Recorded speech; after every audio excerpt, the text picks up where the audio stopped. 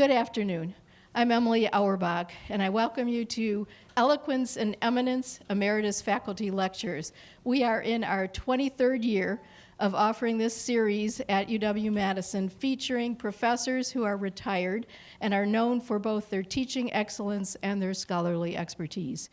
We are sponsored by the Division of Continuing Studies, the Institute on Aging, and the Anonymous Committee. Our speaker today for a talk entitled Christianity in India, From Beginnings to the Present, is Robert Frankenberg, UW-Madison Professor Emeritus of History and South Asian Studies. Professor Frankenberg was born in India in 1930, and he received his PhD at the University of London. He joined the UW-Madison faculty in 1962 and played a major role in building and chairing the Department of South Asian Studies. He also founded the International Wisconsin Conference on South Asian Studies, attracting over 500 participants. His publications are many.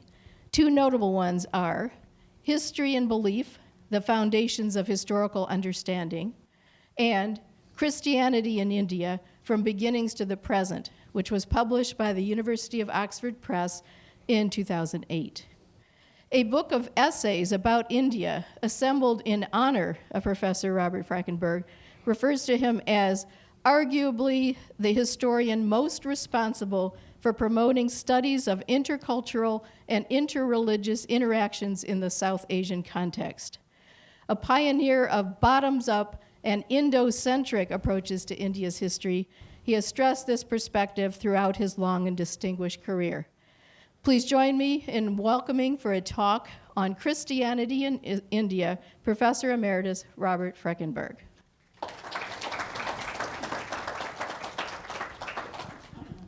Thank you very much.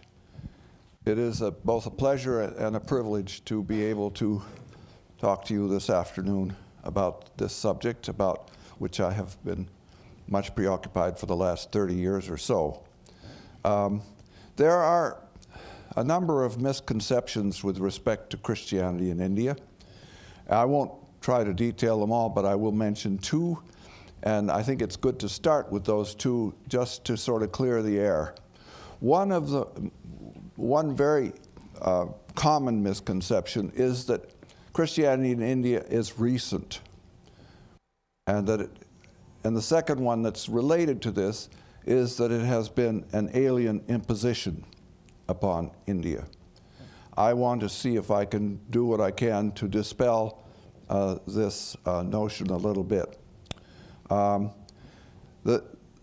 origins of Christianity in India go back 2,000 years. Jewish origins in India go back even further. But in any case, there's a common belief, it's a canonical belief among Thomas Christians, who are the oldest Christian community in India, that Christianity was brought to India by the Apostle Thomas in the year 1582, and there is a fair amount of plausibility given to this, but no proof. And of course, Thomas Christians like to say, well, give us the proof for Peter going to Rome and we'll show you the proof for Thomas coming to India. But in any case, I want to, this afternoon, talk about Christianity in India in terms of 5 stages or 5 stories, and see if I can get through these in the time that I have before us. And the first of these is to talk about these Thomas Christians and their arrival in India. Not just their apostolic origins, but various forms of corroborative kinds of evidence that's there. There are ancient epic poems, there are oral traditions, and we know from these that there were 7 villages that were the places of his that he settled. Karanganur, probably more properly Kodungallur, was the ancient seaport used in the Arabian Sea, sometimes called Muziris, was the main place where he's supposed to have arrived. But Kottayam, Anjamali, and many other places. And I'll pause here to simply say, occasionally I'm going to have to resort to some Indian words and Indian places, and I hope this doesn't get too difficult. But in any case, this arrival has been pretty well established in the sense that they were there at least by the 2nd century, or if not earlier. And we have inscriptions, stone inscriptions, copper plate inscriptions, and these epics to go by. And then the beginnings of arrivals of refugees who come from the Middle East from persecution. Particularly earliest big persecution from which they fled was not just from the Parthians, but from the Sasanian Empire, when there was a time of great persecution. The Church of the East, which had its headquarters near Babylon, Seleucus Ctesiphon, there was a great persecution going on in the year 340, 330, 340, 45, in which several hundred bishops were killed. And at that particular time, a merchant warrior by the name of Thomas Kenai, who worked and regularly went back and forth to the west coast of India, down on the far in the Western Ghat area, near where it says Cochin, just north of there, arranged with the Perumal, the emperor, for a group of refugees to be brought there in the year 345. And this has been fairly well established by archaeology and by a work of a scholar by the name of Jacob Paramabil, and this consisted of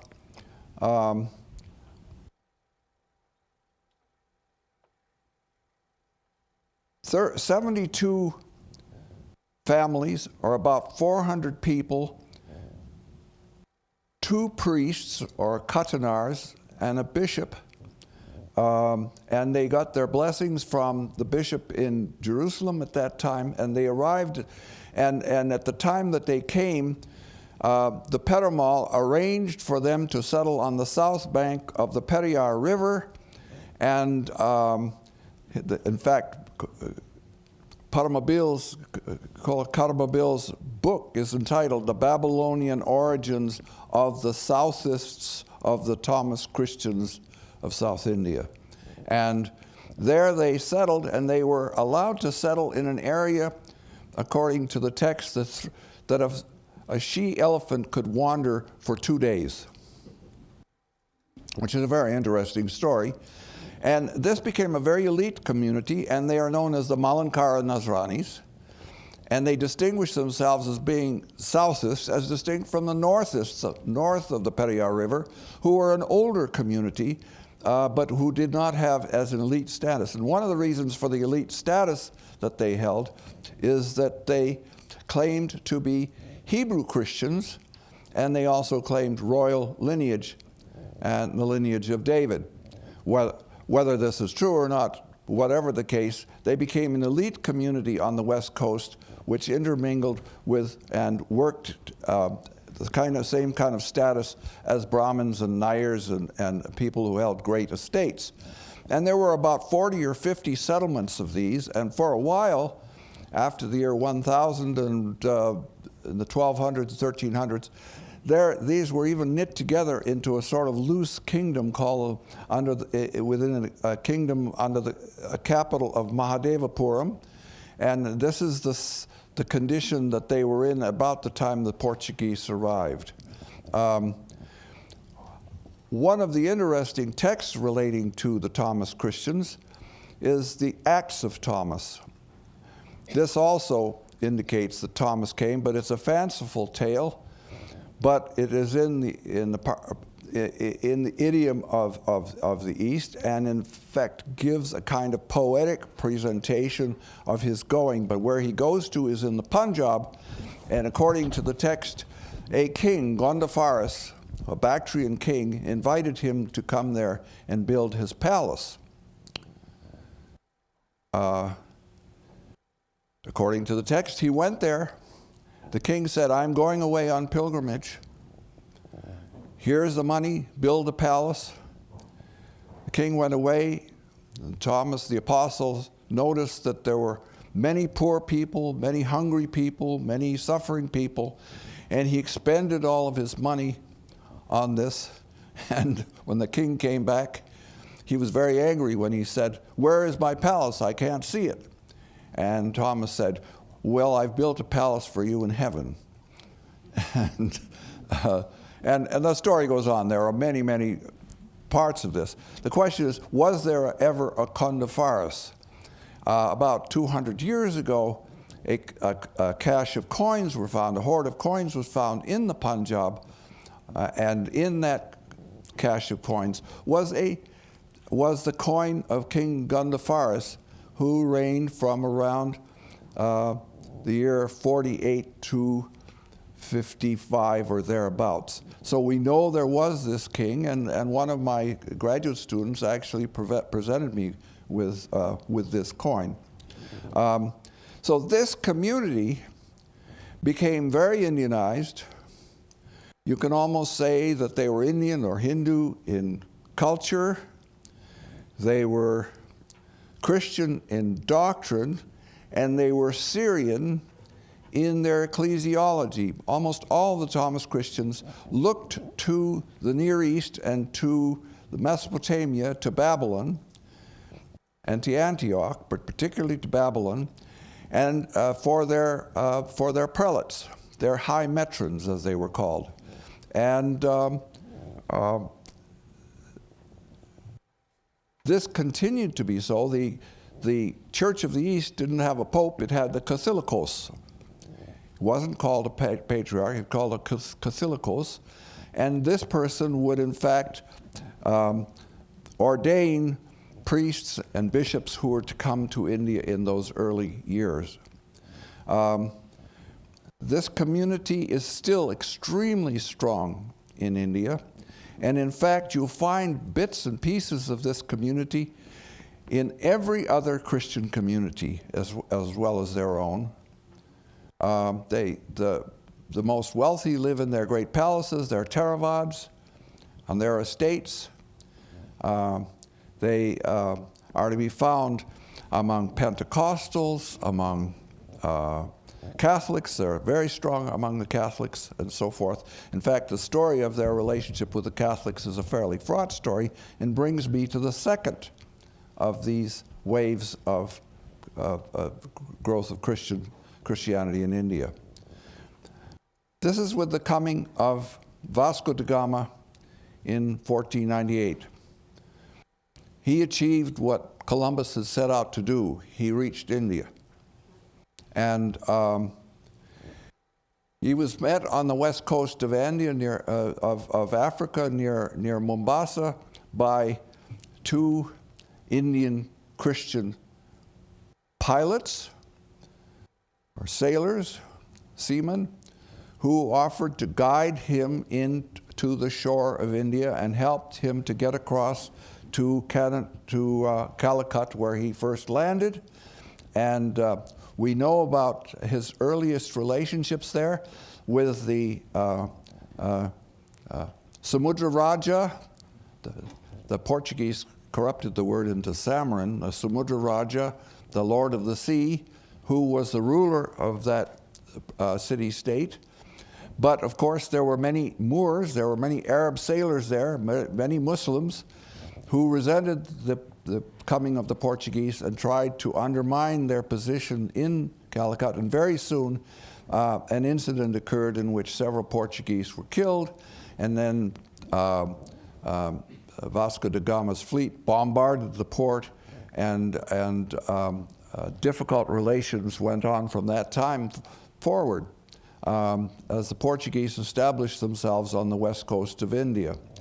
Now, it's interesting that Sanjay Subramaniam, the authority on the Portuguese in India, wrote a biography of Vasco da Gama, in which he describes how they have quite recently found the texts of the reports of 4 matrons, 4 bishops, who were on hand on the shore and described all of the events I'm talking about vividly from an Indian perspective on the events that occurred there. Now, of course, the Portuguese eventually carve out for themselves a little kingdom, a city-state at Goa, and begin to throw their weight across that part of the Arabian Sea, try to dominate the trade of the East. And this brings them into relationships with the Thomas Christians, which for the first 40 or 50 years, more than that, 60 or 70 years, until the Council of Trent and its teachings began to kick in, were reasonably amicable. And they were able to work along. In fact, they even had common liturgies and arrangements in which the matrons of the Thomas Christians worked together with Catholics and the establishing of Catholic churches and schools that they held in common and so forth. Well, this was not to last. And by the end of the century, the Portuguese had discovered that these Eastern Christians did not believe the same thing. Their doctrines were different. Not only that, but they wanted them to submit to Rome. And the Thomas Christians always looked to what they called Babylon, for their bishops and for their ordinations.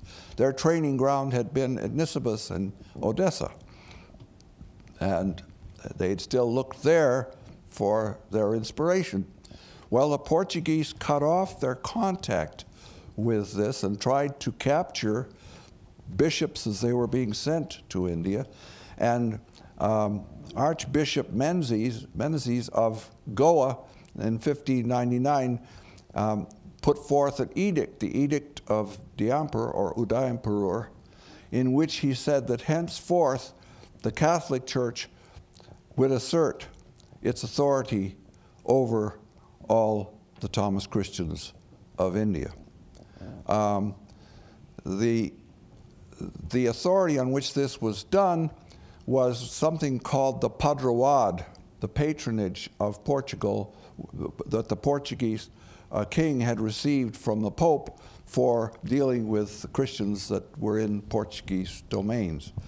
Well, with this edict, as a consequence of this edict, many Thomas Christian schools were destroyed, libraries were destroyed, many valuable manuscripts were lost, as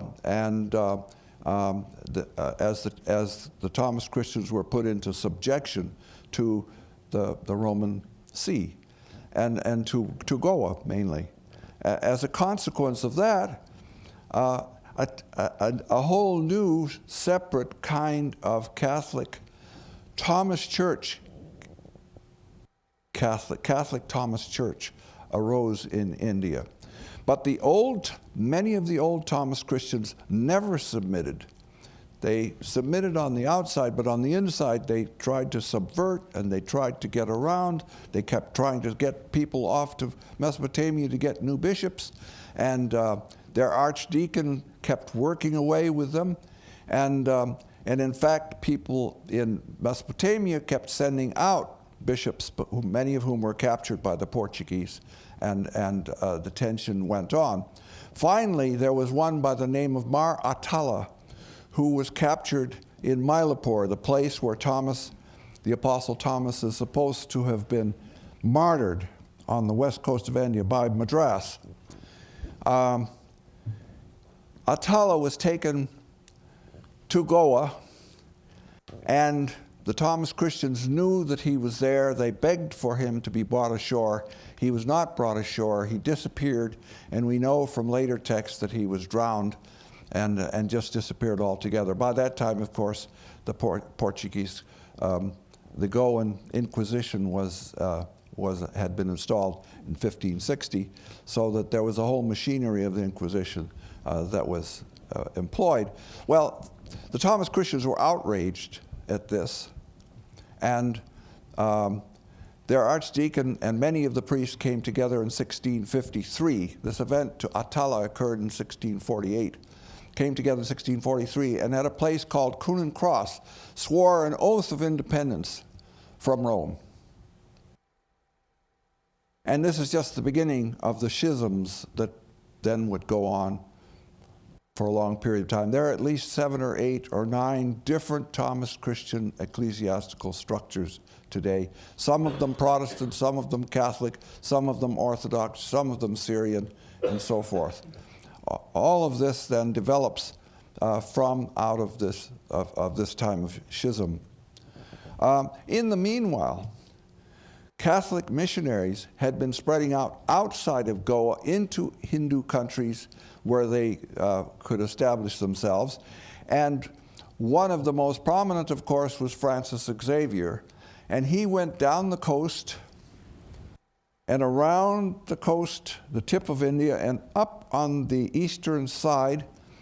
And there, with 2 Thomas Christian translators, worked with Padavars. They were called pearl fishers, ocean-faring people, fishermen, traders, who felt threatened by the Moors, by the Arabs, and who wished for Portuguese help. And so an arrangement was made whereby they would receive Portuguese protection, but they themselves would all turn Christian, much to his joy. And of course, shoreline communities, all of them, many of them, Padavar on both sides of, who were not Muslims, turned Christian at that particular time. But they turned Christian in a very superficial way because though they gave their allegiance to the church, they did not have formal training in Christianity for a couple of 100 years, and they retained their Hindu culture and their caste status and their positions and so on. But to this day, the shoreline communities are an important Catholic community along the shores of India. And you will find them quite numerous, and they have been written about by a number of scholars who have been producing good work on these communities. So this is really a consequence. In fact, he is said to have baptized Francis Xavier 2,000 or 3,000 people in one particular day. And what did he do with them once he baptized them? Well, he said, we will teach them the 10 Commandments, and we'll teach them the Lord's Prayer. These were semi-literate, most of them illiterate people. And we will give them each a person to record their names, their birth dates, and their death dates, and to record this.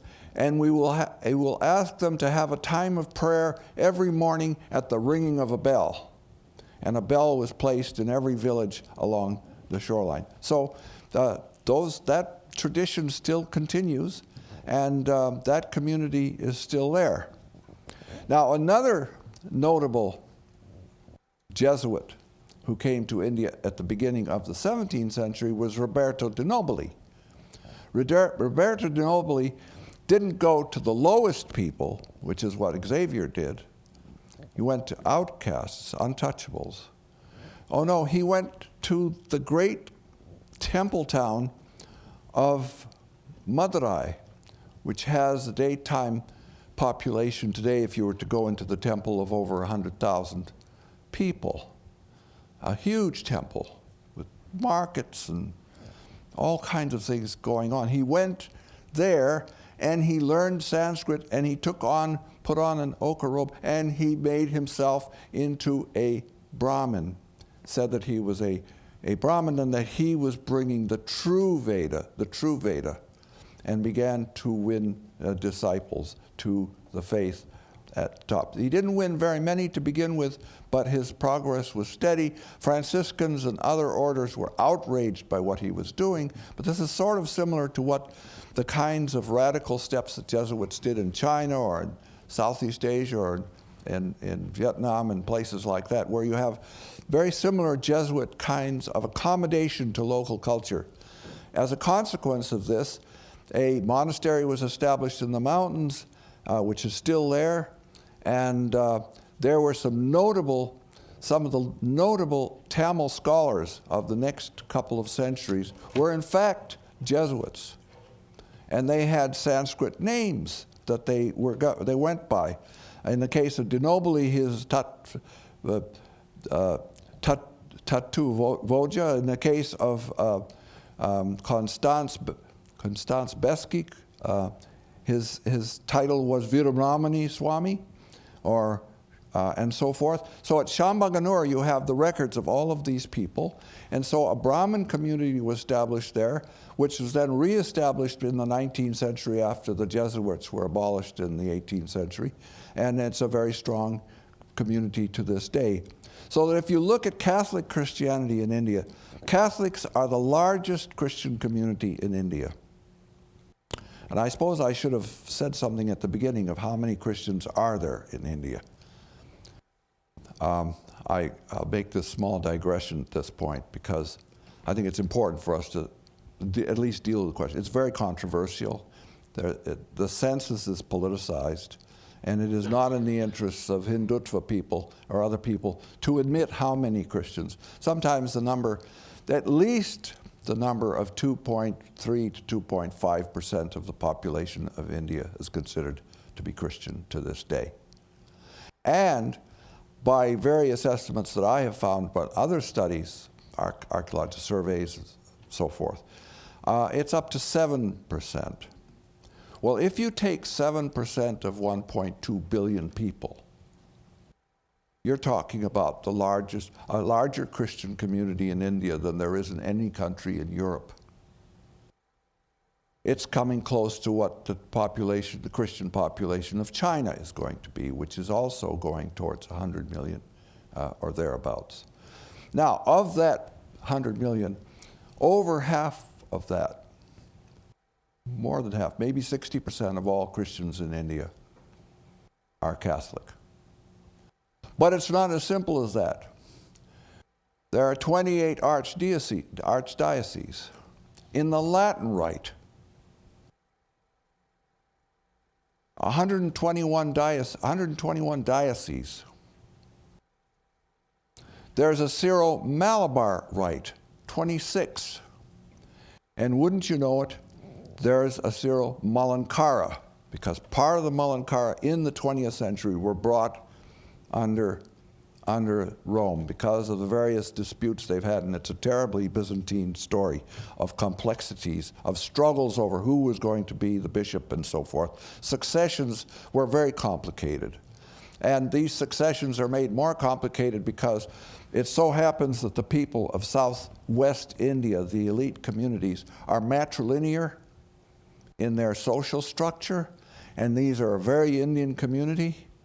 And being matrilinear, there was a succession of priests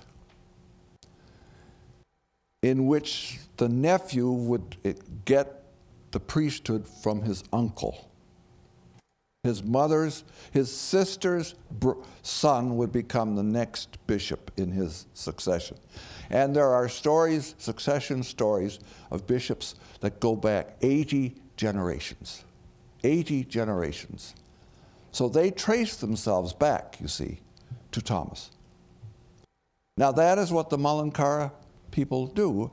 And in their case, it's even more complicated because they went from being accused of being Diophysite or Nestorian, which is the term that Catholics use, it's a sort of epithet, to being Monophysite or Jacoba during the 17th century, just after the Coonan Cross incident that I was referring to.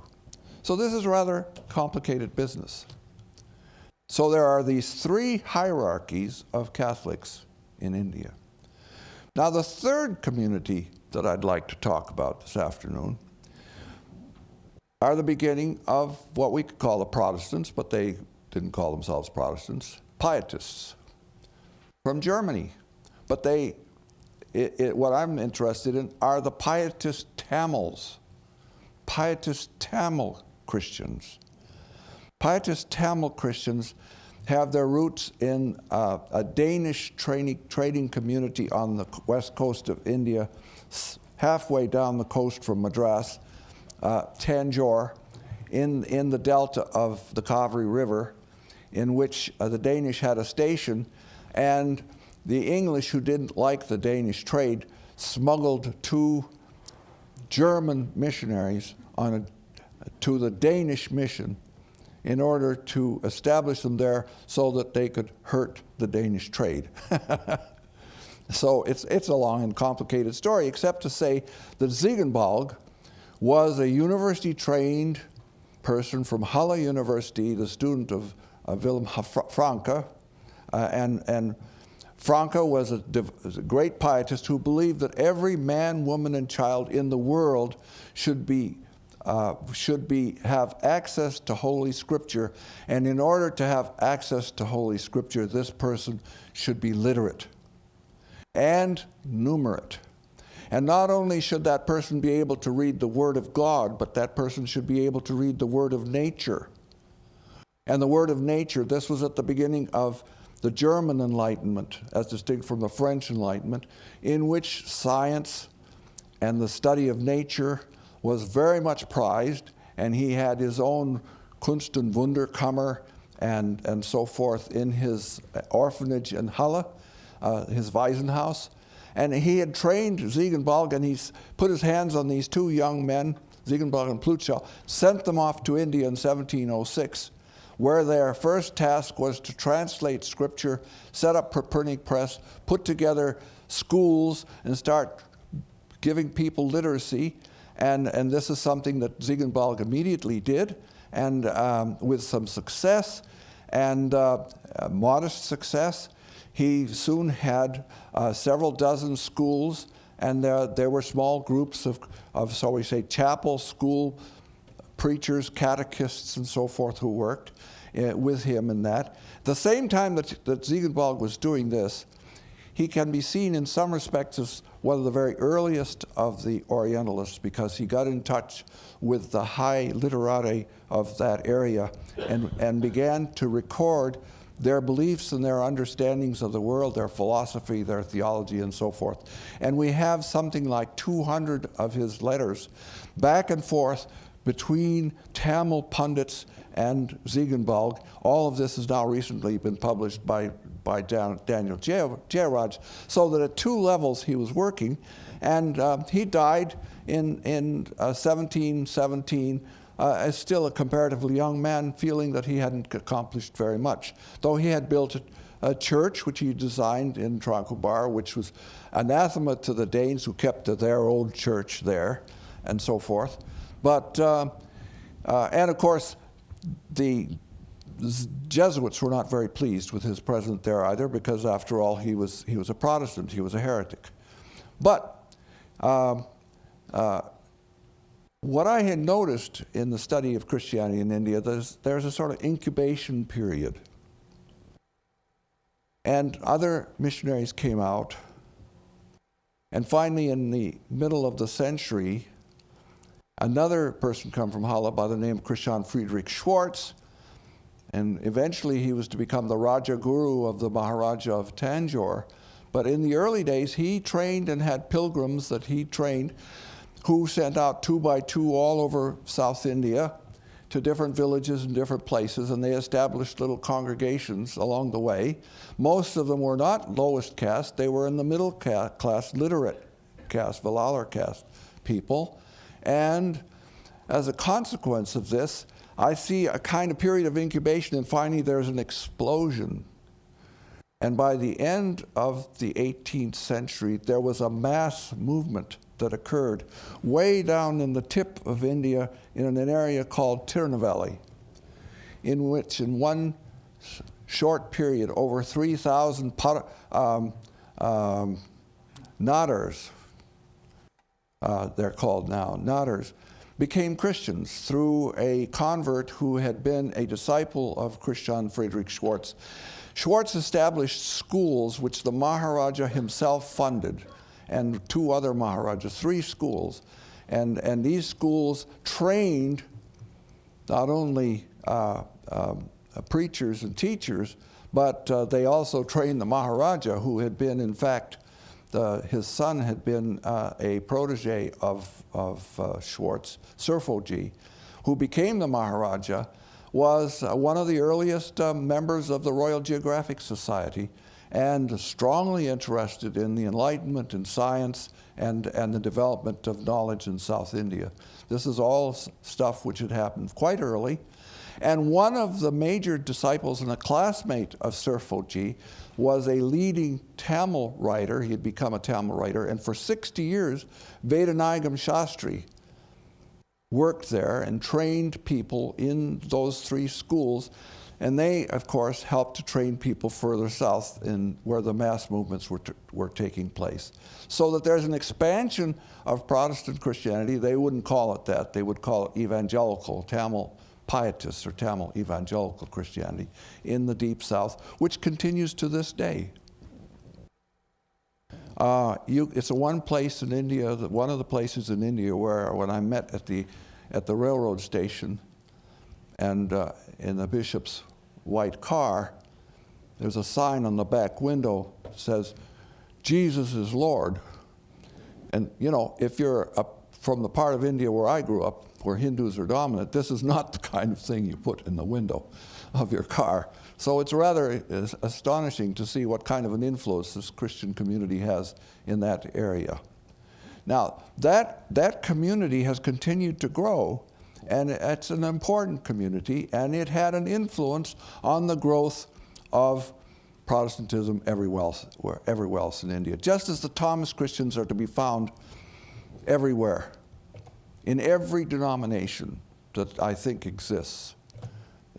Protestant or not Protestant or Pentecostal, you'll always find some Thomas Christian leaders. There's even a Thomas Christian Billy Graham that is a kind of combination of Billy Graham and John Stott, a kind of scholarly Billy Graham by the name of Ravi Zachariah, who's in this country. They're great preachers in this country, you see, because they have a command of the English probably better than ours almost. And so they get large audiences. And so the impact, the cultural impact of Indian Christians today is growing.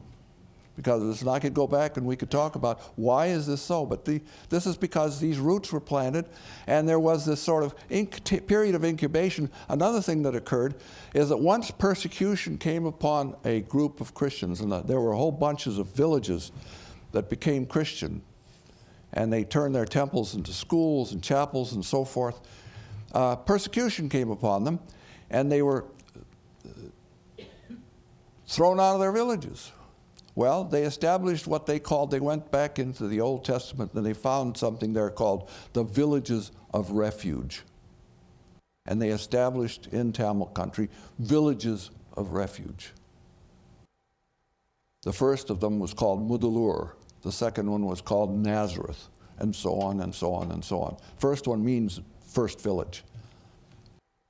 So that is the second wave. Now I'm getting on here. I've got to keep moving. The third, I will just touch upon briefly. The fourth, I'll just touch upon briefly, and that is that due to the influence of the Pietists, we have the rise of the evangelicals in England and America, the evangelical movement. And William Carey was a prominent, the first Baptist missionary, and the innovation with him was that instead of having denominational mission societies, such as the Catholics had and such as the Anglicans had, the SPG and the SPCK, the Society for the Promoting of Christian Knowledge, he established voluntary societies separate from any church, which has been the mode of missionary activity. The modern missionary movement has more or less been based upon the voluntary principle. And it starts with William Carey and in Bengal. Now I need to pause here to say that the East India Company, which established and in fact, shall we say, constructed the modern India that we know today, though it disappeared in 1858 in a cloud of blood and smoke. The East India Company was dead opposed to missionaries, did not want missionary societies, did not admit them in. The court of directors back home in London say, no way. Though they contradicted this in dealing with Catholic priests in India, and they contradicted this in dealing sometimes with some of these German pietists and so forth, still, nevertheless, The reason for this was that their armies were made up of mainly of Hindus, and their civil servants were Brahmins. They did not want to alienate them. Not only that, but they took over the administration, the actual administration of tens of thousands of temples. They were under government management, not management exactly, but supervision, so they could have the accounting of the books and so forth to make sure there wasn't corruption, according to them. And also of festivals. And of course, when English evangelicals heard about this in the 19th century, oh my goodness, there was a petition against the East India Company, against its Raj, saying, get rid of this heathen government that the East India Company is running in India. And they were cashiered, many of these people. They went home to England, and pamphlets, 13 pamphlets, the Anti-Idolatry Connection League went to Parliament and put down things in Parliament. Do something about the company. Meanwhile, of course, the company had been forced to let missionaries in, and you get American missionaries coming in, you get British missionaries coming in, and they begin to spread across the country, and you find them establishing themselves in various parts of the subcontinent. And following the pattern of the Tamil pietists, they establish little places, and there are mass movements among Telugus and others, so that soon there are hundreds of thousands of Baptists, Telugu Baptists. The largest Mennonite church in the world is Telugu today, if you can imagine it. So Telugu Mennonite Brethren and so on.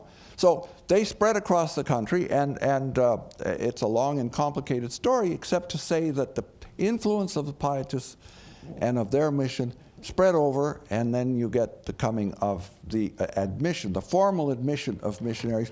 And the East India Company was then stuck. It was stuck between the demands of the Christians to allow missionaries into India and the demands of the Hindu establishment, of its Hindu Raj, the people who ruled India, the 300,000 soldiers who were in its army, the 300,000 plus civil servants who were in its administration and its bureaucracies, who wanted to condemn to keep the missionaries out, and who resented the coming of missionaries.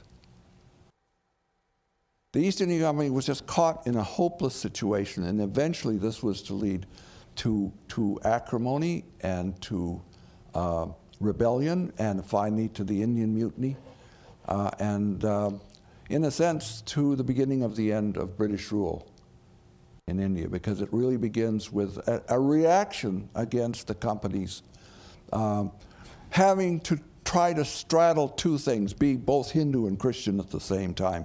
Of course, their policy was one of toleration. Their policy was one of letting everyone have their own place, of neutrality. This was a formal policy. But this didn't necessarily go across very well. Now, the fifth of these movements that I have to touch upon in the short time that we have is the one where the largest concentration, one of the largest concentrations of Christians is today. And this is in the northeast corner to the east of the Brahmaputra River, right on where you see the boundary line there. Those are mountains. The land all stands on end. You can hardly climb it. The hills are so steep.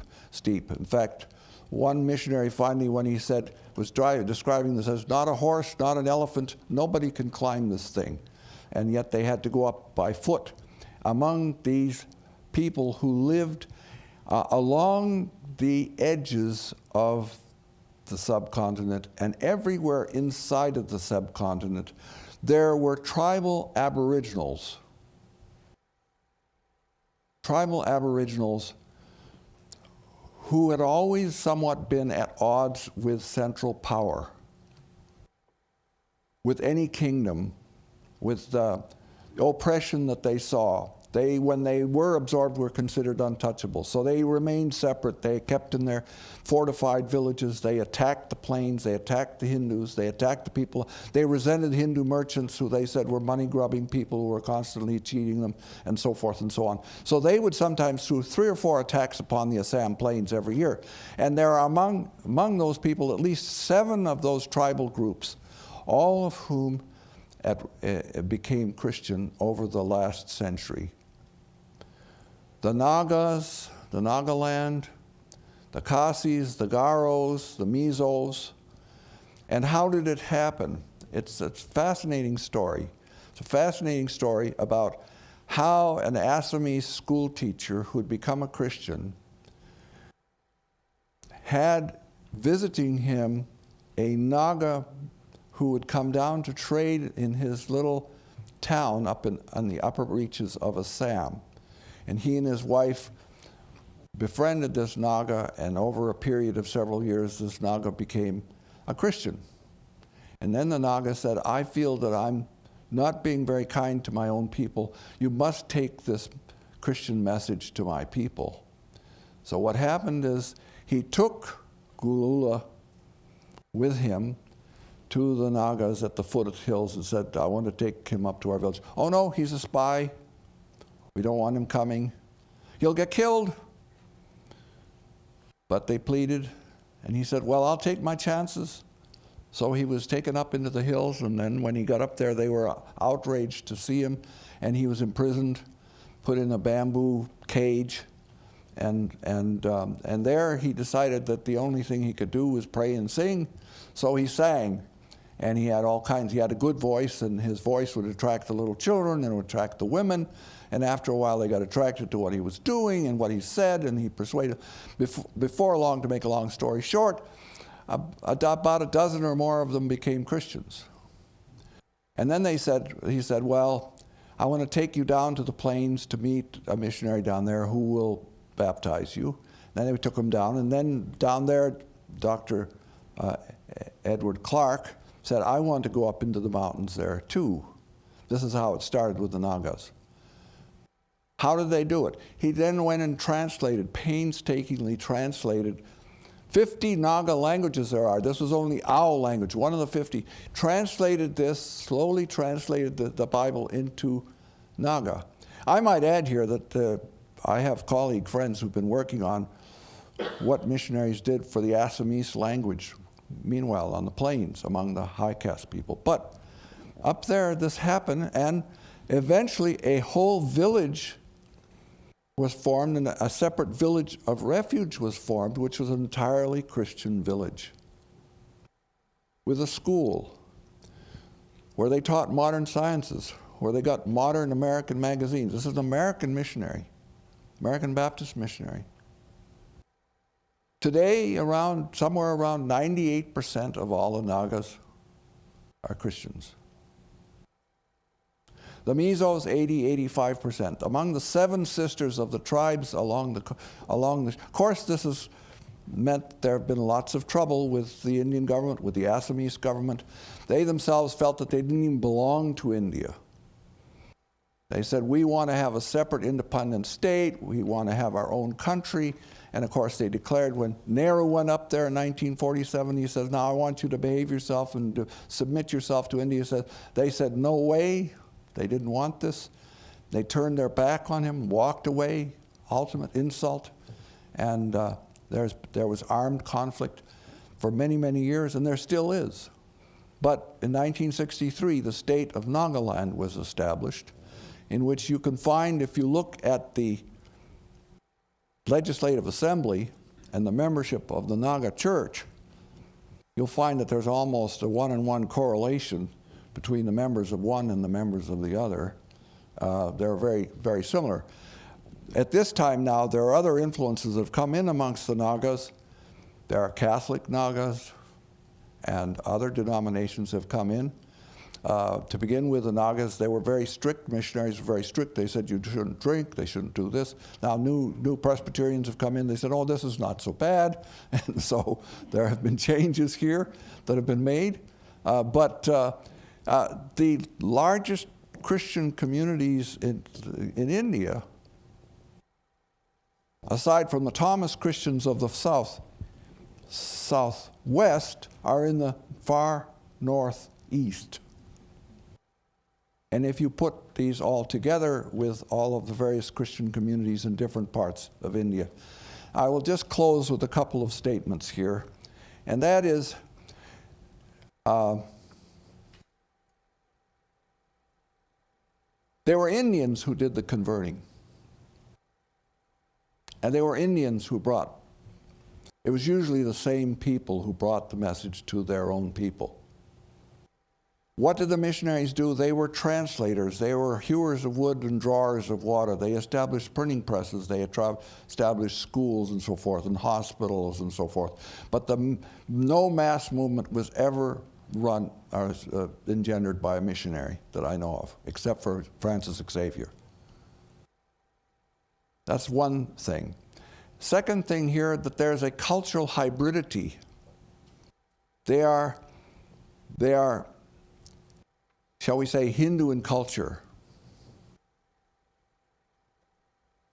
So thirdly, there's a sort of dual identity. In many places, people don't want to say that they're Christians because they're discriminated against as far as affirmative action against untouchables are concerned. So they'll say, I have a Christian church on Sunday, but I have a Hindu name on weekdays.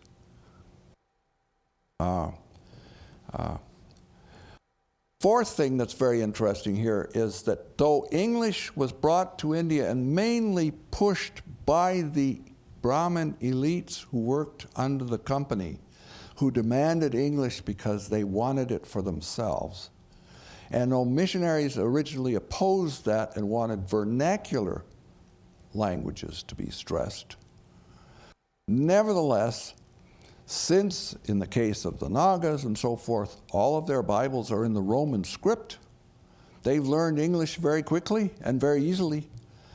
And so there have been professors at the University of Pennsylvania who are Nagas, for example, this sort of thing.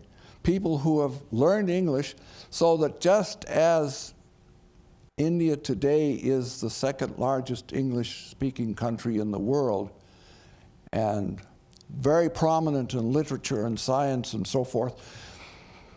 This has been a great advantage to the Christian communities of India because they've been able to cash in on this, because they too have been able to learn English and gone through many schools and have become, shall we say, a global diaspora. They travel everywhere. You'll find Nagas everywhere. You'll find Indian Christians everywhere. You'll find Telugu Christian churches down in Chicago. They're all over the place. There's a diaspora of Thomas Christians, of Naga Christians, and there's hardly any kind of Christian that I've ever seen of any Catholic persuasion, of any Orthodox persuasion, or of any Protestant or pious persuasion in which there aren't some Indians. I think I better quit there. Thank you.